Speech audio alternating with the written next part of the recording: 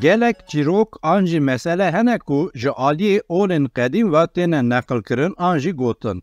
Yek ji wan jî tofana Pêxember Nuh e. Her çiqasî hinek caran derheqên figûran qehremanan bûyeran da hinek cudayî hebin jî mijara navendî ango esasî ya derheqê tofana Nuh da di hikayetên olên qedîm da zêde naguhere.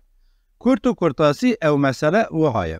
Weda dît ku mirovên ji Adem û Hewayê peyda bûne demek şûn da ketine ser rêyê şaş û xirab.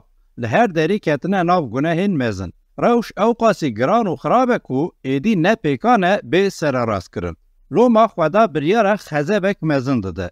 Ew xezeb hemû xirabiyên mirovan rê li ber vekirin e dêpaxiş bike û dinê ji nû ve ava bike.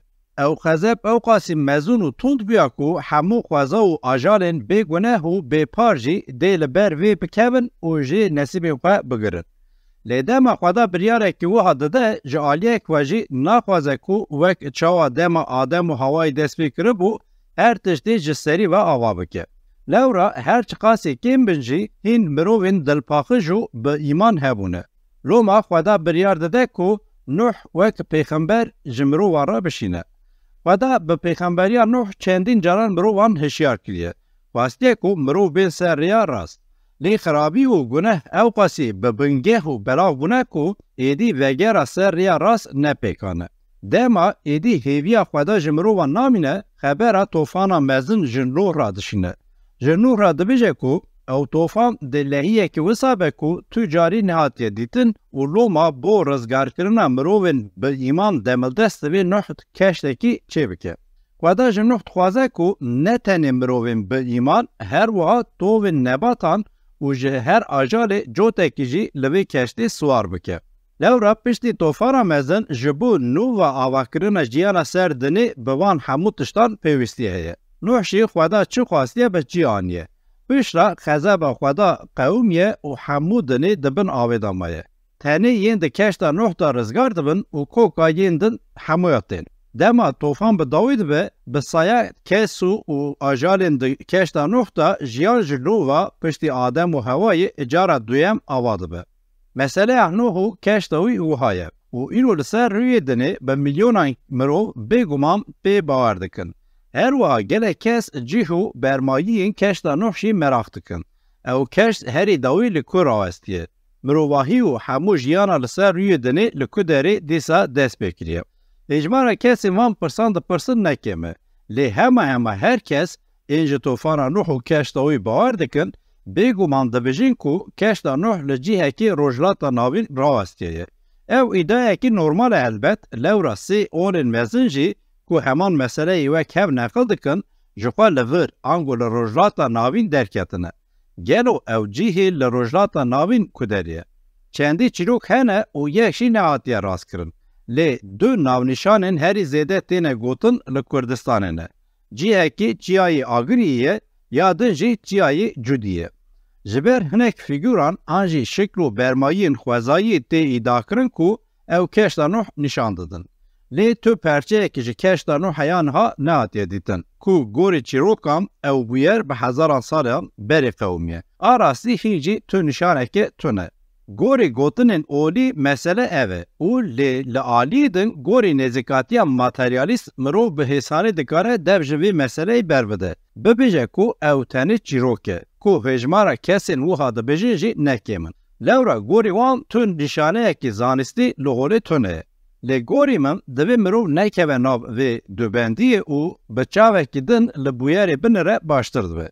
Lewra her çi qasî nepêkan be ku bermayiyên keştê bigehêje îro, lê li aliyê din mirov dikare hinek nîşaneyên tofana mezin bibîne. Bo wê gorî min divê cihê em lê binirin çiyayê Agirî û Cudî nînin. Ew cihê divê em bala xwe bidin ser dîsa li Kurdistanê û rastî bi tu awayê qasê van her du çiyan ne bi heybet e. Cihê ez dibêjim girê mirazan e. Ku zanîn û femkirina mirovan a bo dîrokê di binî da guhertiye.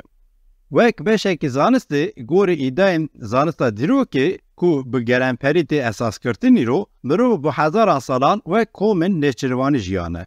Şûn da ajalan kedî kirine û bi kevşkirin û çandina nebetan jî derbasî jiyana berhevkirinê û rûniştî bûne. Ev dem wek dema neolîtîkê tê binavkirin ku divê dema bi hezaran salan berdewam kiriye de mirov ji aliyek ve bi saya kevneşopiyên xwe yên nêçîrvaniyê li ser piyan mane, ji aliyê din ve jî her çûye amûr, zanist û kevneşopiya jiyana berhevkirinê pêş ve birine.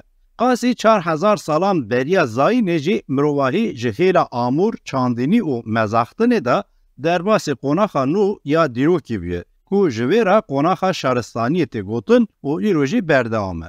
Mirovan bajara navakirine berhemên zêde hilanîne, pergala rêvebirinê pêşxistine, zanist û teknolojî bi destxistine, ol û rîtwal derketine olê û wekî din. Ev qonaxa şaristaniyê cara ewil bi Sumeriyan dest pê kiriye ku tê qebûlkirin ev şaristanê li jêrê Mezopotamyayê di navbera Ferat û Dicleyê de li başûrê Îraqa îro ava bûye. Şonda jî şaristaniya mirovan her çûye belav û xurt bûye û gihîştiye heya îro. Zanista dîrokê ku gelemperî îro tê esas girtin ji me re van tişta dibêje û gelek jî ji xwe bawer e ku bêguman her tişt wisa qewimîne. Ango wekî min kurtasî parvekiriye. Lê gorî min divê mirov bi guman lêzê van gotinan û îdayên ortodoksî yên zanista dîrokê bibe. Lewra bo vê îro daneyên gelek xurt hene ku girê mirazan daneyên herî giring radixe berme. Girê mirazan cara ewil di salên 1960 de ketibû rojevê. Lê wê demê kesî tu hewcedarî nedîtibû ku bo arkeolojî vir bikole. Di salên 1990 de li girê mirazan hîn kevirên din derketin ser rûyê axê û ev bu arkeologekî bes bû. Ev arkeolog Klaus Schmidt tê Almanî bû û di bin rêberiya wî de kolandinên arkeolojî dest pê kirin. Her salên derbas bûn nîşan didan ku ev der ne cihekî ji rêzê ye. Îro li ser girê mirazan 4 cih hatine kifşkirin. Lê gorî teknolojiya radara bin erdiyê derdora 20 cihê din here ku divê bên kolandin û kifşkirin. Cihê hatine kifşkirin, ango odeyên derketine ser rûyê axê bi duwarên ji keviran hatine dorpêşkirin. Di navenda odeyan da megalîtên tîk û bi şeklê tîpa teyê hene, li derdora wan megalîtan jî wek çember hîn megalîtên din rêz dibin. Bilindahiya megalîtên bi şeklê teyê ku li navendê ne digihêje 8 metroya. Ê derdora rêz bûne jî çend metro ne. Hemû megalît jî yek perçeyê pêktênê û giraniya wan her yekî çend tonin. Li ser van megalîtan figîr û resmên cûr be cûr ên ajalan hene, li ser hinekan kember û destên mirovan hene ku wek mirov destê xwe li pêşiya xwe girê bide dixuyen. Tişta herî giring ew e ku gorî lêkolînan dîroka vê derê digêje 8,000 salan berê zayînê. Ango derdora 11,000 salan berê îro ev awahiyên li girê mirazan hatine çêkirin. Ev tişt bi tena serê xwe tiştên zanista dîroka klasîk dibêje ku min hinek behs kiribû ser û bin dike û teqez nîşan dide ku tiştên em dizanin divê em dev jê berbidin, an jî bi çavekî din li wan binirin. Elbet pirsên gelek girîng jî hene ku divê bên bersivandin wek mînak van megalîtan kî çêkirin, çawa çêkirin, bi kîjan amûran çêkirin, çima çêkirin. Ev mirov xwedî jiyanekî çawa bûn, şûn da çi bi wan bû, ku waçûn. Çima di navbera dema van avahiyên girê mirazan û dema Sumeriyan da valahiyekê qasî 5000 salan heye. Di vê navberê de çi qewimî? Pirs gelekin û heya niha gorê bermahiyên derketine holê jî tu bersivekî di cih de tune ye.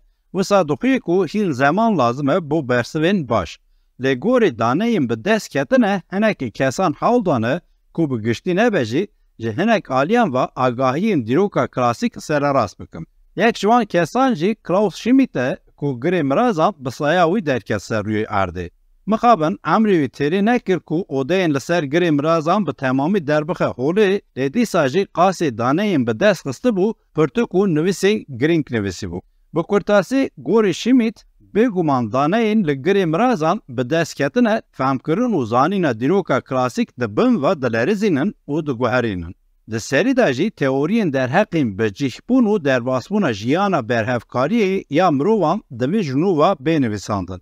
Lewra wek min bar kişandibû ser bi gelemperî tê qebûlkirin ku mirovan ewil dev ji jiyana nêçîrvaniyê berdan û derbasê jiyana bi cihbûyînê bûn şûn da avahiyan ava kirin. û Schmidt dibêje ku girê mirazan vê zanînê pûş kiriye. Lewra derdora girê mirazan da tu dane dest neketine ku mirov bi hêsanî bibêje ka mirovên van avahiyan ava kirine د dema beşçîbûyînê de an jî di dema nêçîrvaniyê de bûne. Tu dane tune ku derheqê vê meseleyê de bi zelalî tiştekî nîşan bide.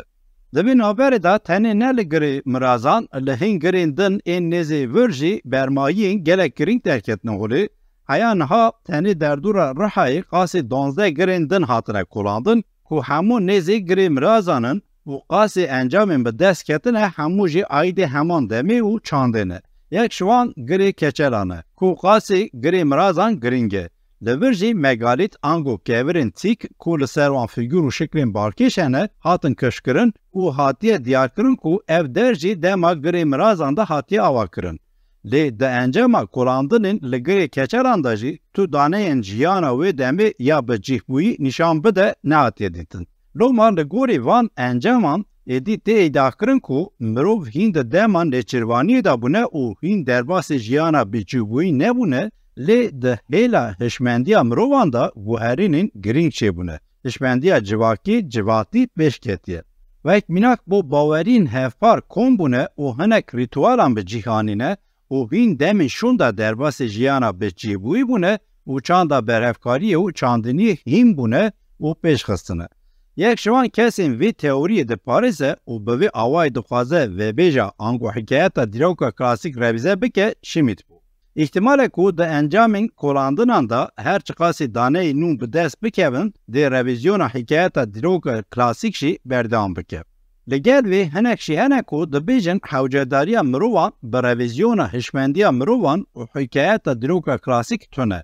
Şûna vê di vê nêrînekî nû ya bi bingeh lazim e, ango teorî hişmendî û zanînên heya niha em xwediyê wanin divê ji bin ve bên guhertin. Ez bixwe jî li ser vê fikrê me, gorî vê eger em ji aliyek ve hişmendî teorî û zanîna xwe yên heyî biparêzin û ji aliyê din ve jî ji ber daneyê nû yên her roj derdikevin holî û agahiyên me yên klasîk pûç dikin, hinek agahiyên xwe zanîna xwe revîze bikin, em ê tu encam bi dest nexin. Bilakis tişta herî baş bi temamî guherandina şêwaz û xwendinên klasîk e û şûna wê pêşxistina şêwazên nû yên zanîstî ye. Bi kurtasî baş dibe ku em dev ji hikayeta şaristaniyê ya bi Sumeran dest pê dike berbidin. Beriya her tiştê bermayiyên li girê mirazan û li girên din derketine ser rûyê dinê bêgumam nîşan didin ku mühendisî, plansazî, karkerî û hişmendiya wê demê û li wir bê hempane. Rast e bermayî û daneyên derketine holî hîn nîşan nadin ku mirovên piştî jiyana bêşçîbûyî wan avahiyên muazzam avakirine. Bo vê hîn delîl tune.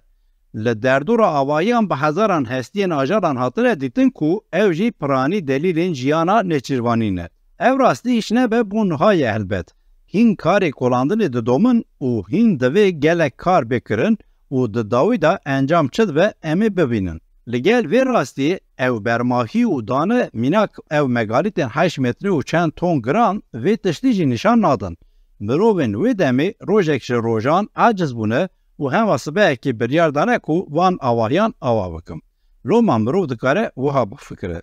Hiç nebe herkes hêsanî qebûl dike ku teknolojî, zanist û qebiliyeta mühendisiya îro di rojek de peyda nebû.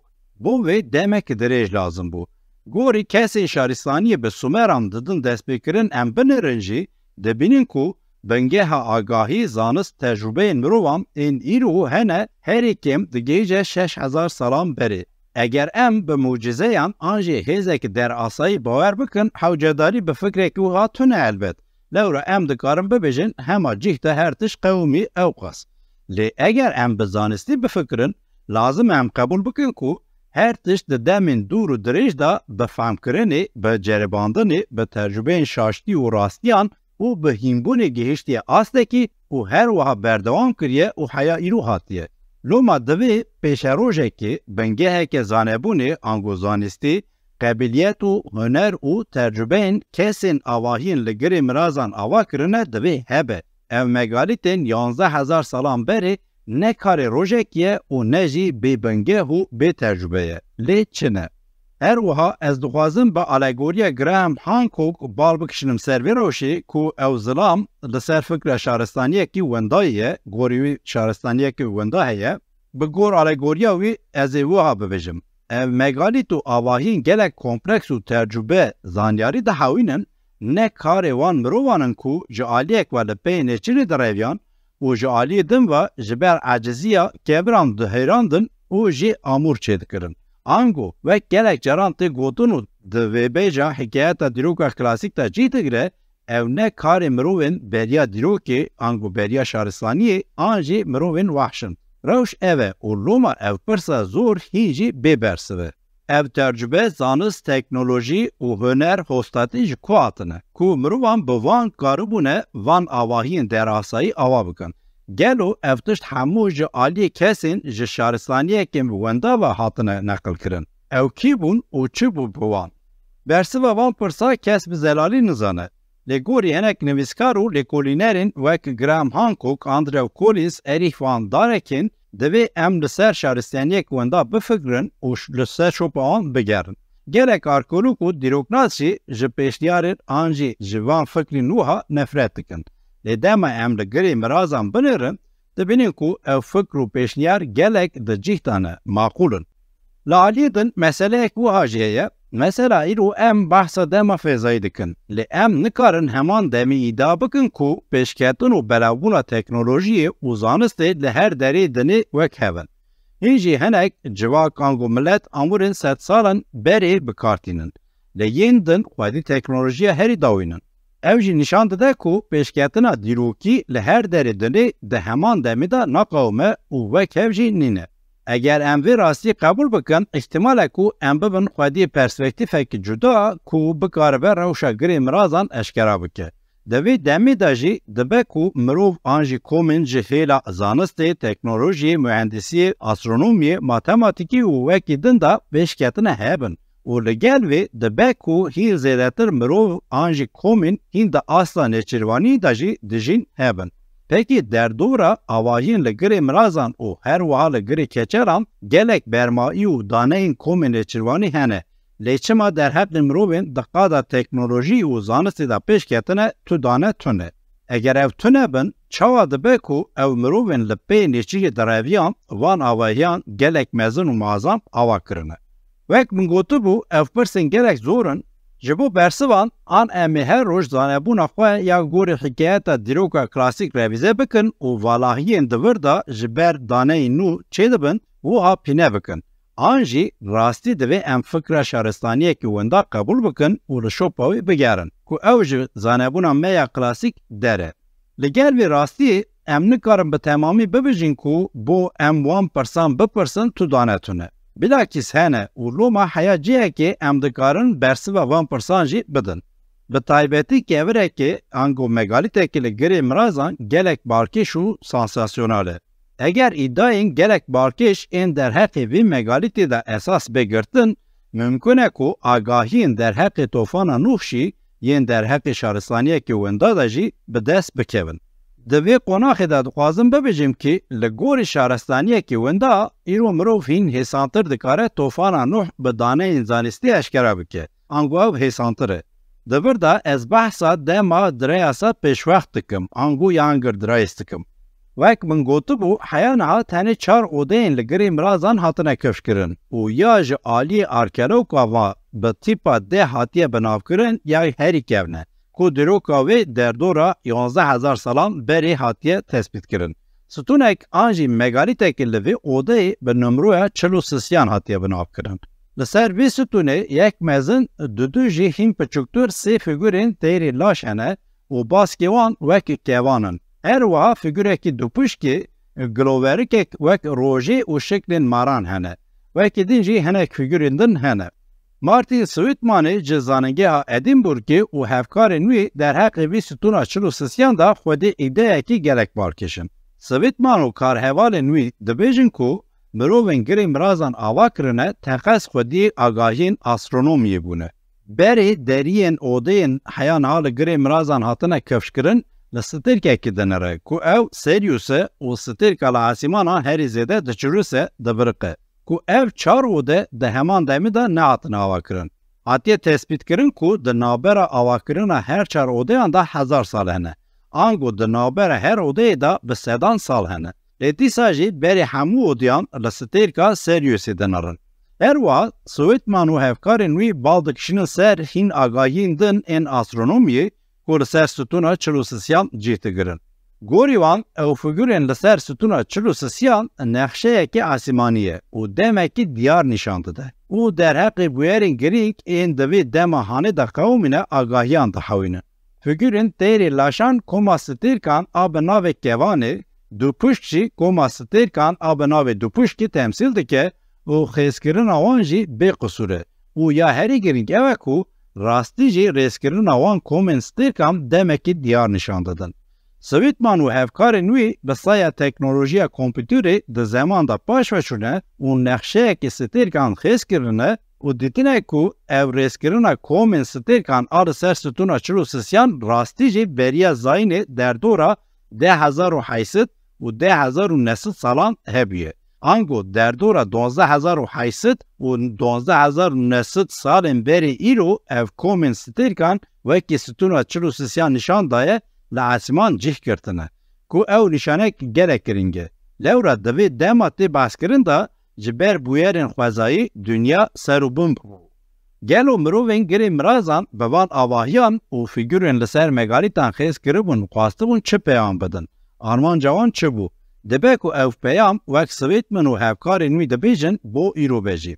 Derheqê wan pirsan da agahiyên herî barkêş aydên lêkolîner Graham Hancock e. Hancock li ser encamên Swêtman û hevalên wî derxistine dibêje ku girê mirazan kapsuleke ango wargeheke ku ji dema serûbûnbûna dinê bo îro peyamekê dîrokî dihewîne. Gorî Hancock figurên ango şiklên maran ên li ser stûna çil û sisiyan bi temamî agahî dide ku serûbûnbûna dinê ji çi qewmî ye. Ango ew behsa barana meteorî da dike ku dema ew rêzbûyîna komê stêrkan da û her wa ji aliyê komê stêrkan cî girtibûn ber bi dinê barîbûn.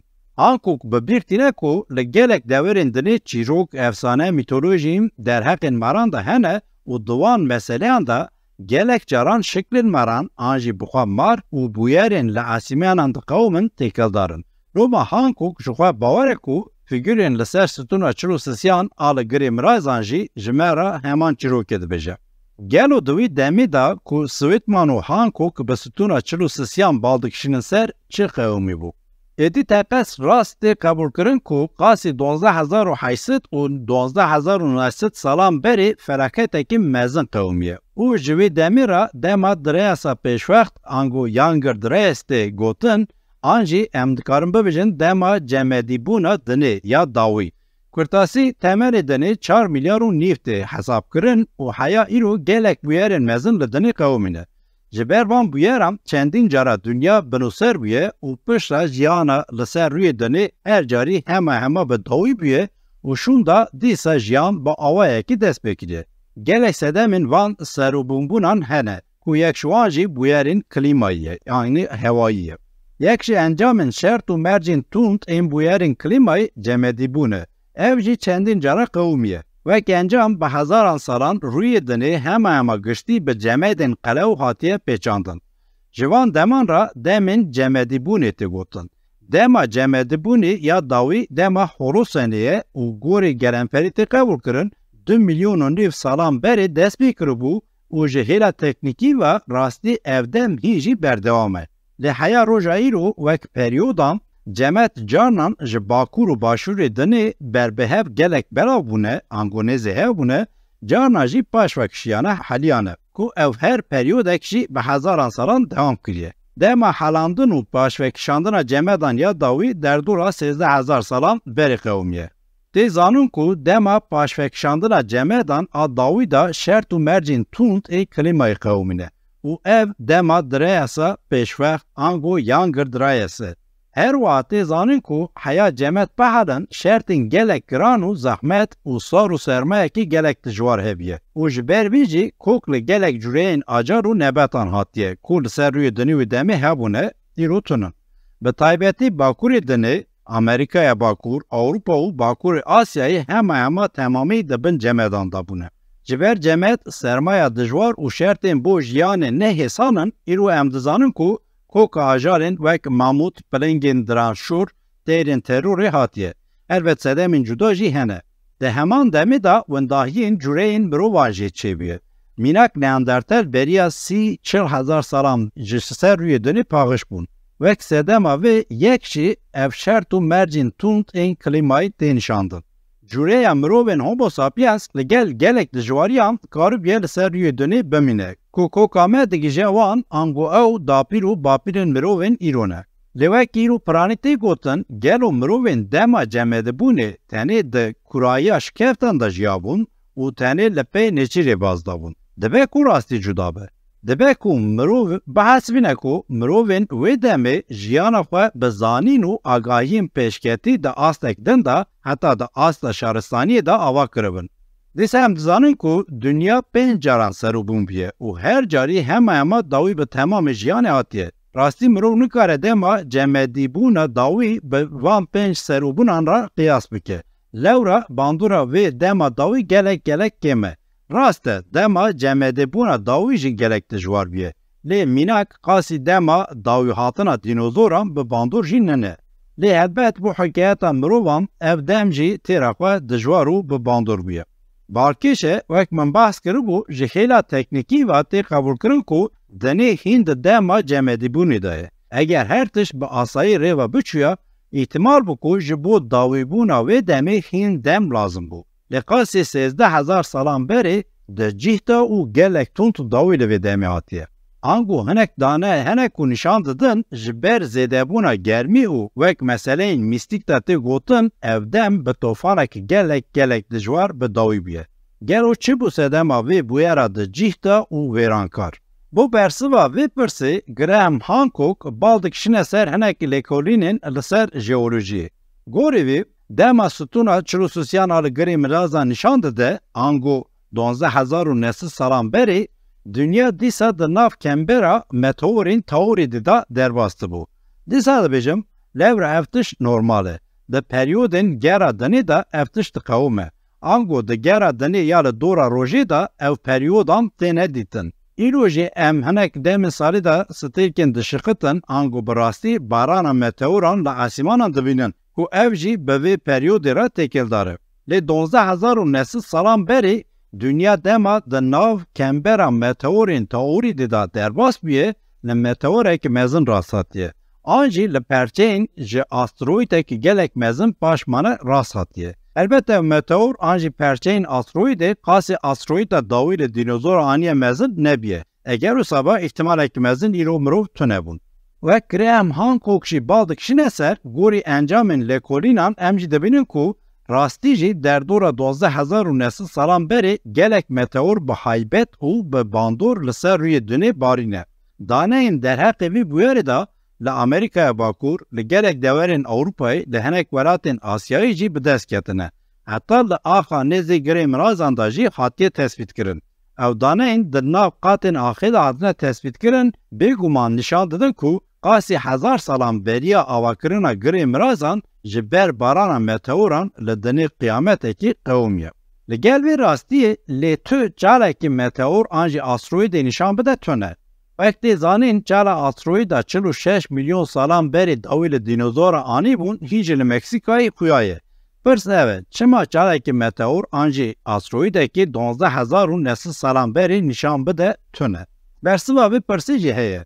Gorî Graham Hancock û kesên daneyên meteoran da axê da tespît kiribûn, wê demê da cemeda li ser rûyê dinê qasî çend kilometreyan qelew bû. Loma dema perçeyên asteroîdê an jî meteor ketin ser rûyê dinê, ji ber vê cemeda qelew tu şop li pê wan nema. Her wa li pê barana meteoran a dijwar him di atmosferê da hem jî li ser rûyê dinê germahî di cîhta zêde bûbû û cemedên bi kilometreyan qelew heliya bûn û ev jî bû sedema tofana avê ku bûyerek wiha heya niha nehatiye dîtin. Ji ber van sedeman tunebûna şop an jî cala meteorê ango asteroîdê normal e. Wek min gotibû ji vê dema felaketê ra an jî qiyametê ra dema dirêyasa pêşwextî ango dawî tê gotin. Ango yan girdireyes. Bêguman di vê demê da dünya binûser bûbû. Di encama barana meteoran da cemet heliya bûn. û ava di cemedan da hebû herîçiye ku hed û hesaba vê avê jî nîne. Her wa di heman demê da asta ava behran jî bilind bûbû. Encam rast kıyamet bu. Av çıl berketiye pağış giriye u biriye. Dawi li aniye. Jiber zedebuna ava bahran jî gelek deverin nêzê behram dibin avêdan mane. Ev demek wiha ku rastî jî mirov nikare bi hêsanî bîne berçavan. Loma mirov dikare bibêje ku ihtimale tofana Nuh ji şahîdî bîr û hefize vêbejî û neqilkirin û bandora vê demê maye. Wek Martin Sweetman û hevkarên wî dibêjin, eger mirov figürên li ser sütuna çil û sisyan a li girê mirazan bi zanîn û daneyên astronomiyê binirxîne û helbet her wiha bûyerên di dema direyasa dawî da bi qewîne jî li ber çavan bigire, mirov dikare daneyên derheqê tofana Nuh û her wiha hikayeta mirovahiyê ya wê demê bi dest bixe.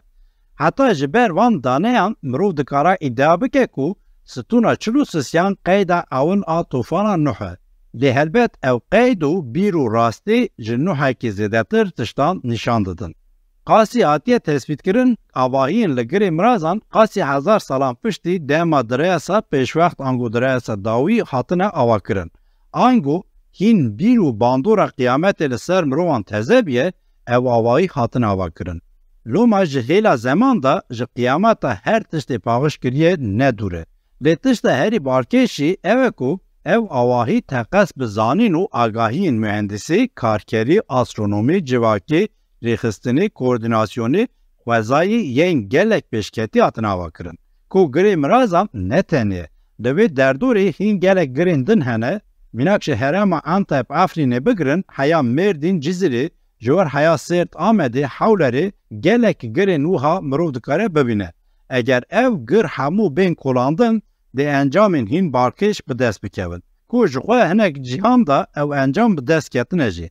Mînak girê keçelan ku ji girê mirazan nezêde dûr e û hatiye tespîtkirin ku ew jî di heman demê de hatiye avakirin. Li vir tiştê herî barkêş hebûna peyker û fîgürên mirovan in.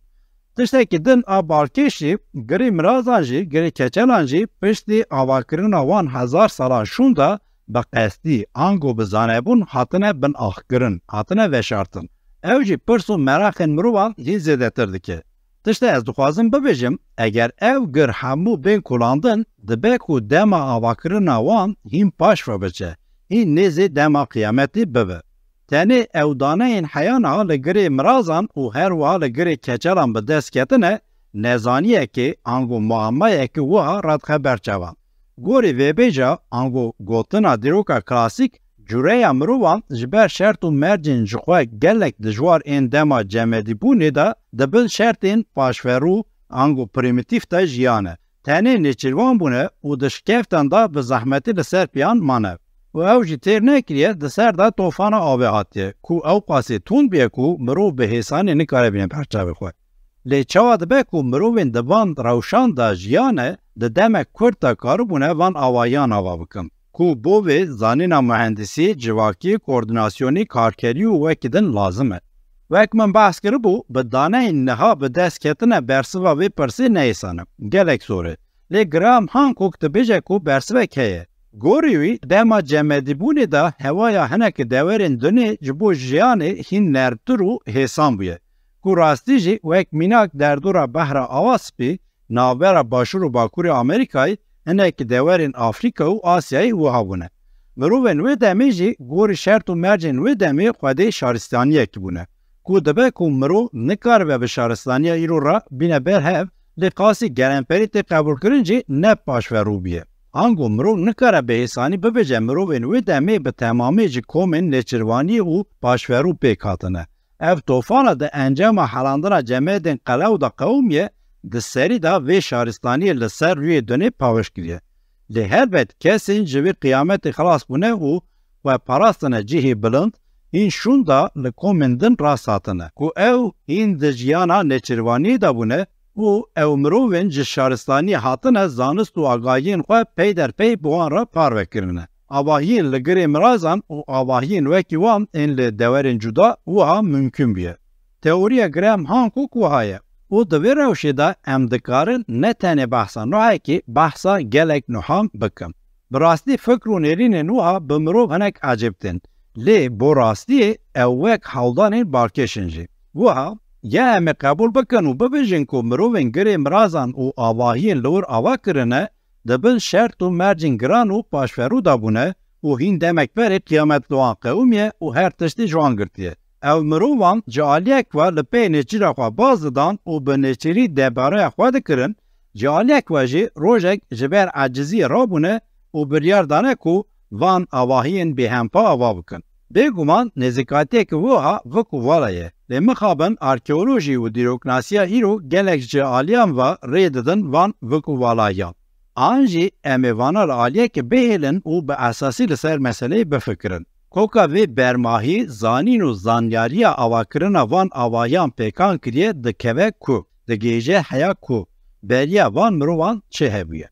مینک لسر آواهی نیرو بفکرن. اگر هم تنه گوری و بیجا آنگو گوتنا دیروکناسیا ایرو یا کلاسیک تف بگرنجی، دبینیم که او همو آواهین ایرو بسایا برماهی زانین و زانیاریا 1000 سالان پیکان بیه.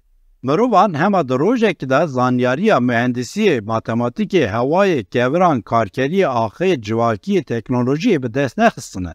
جه کلوبه آنگو مالا جه دارو بران پریمیتیف هیا گوندن اول جه باجارین بنگه ها شهرستانی هیا متروپولن ایرو تشتین قومینه زانیارین آنگو زانستین ده دمین دور و دریج ده به دست کتنه و بونه ترجبه و روما برماهیه که دیروکی نشان داده.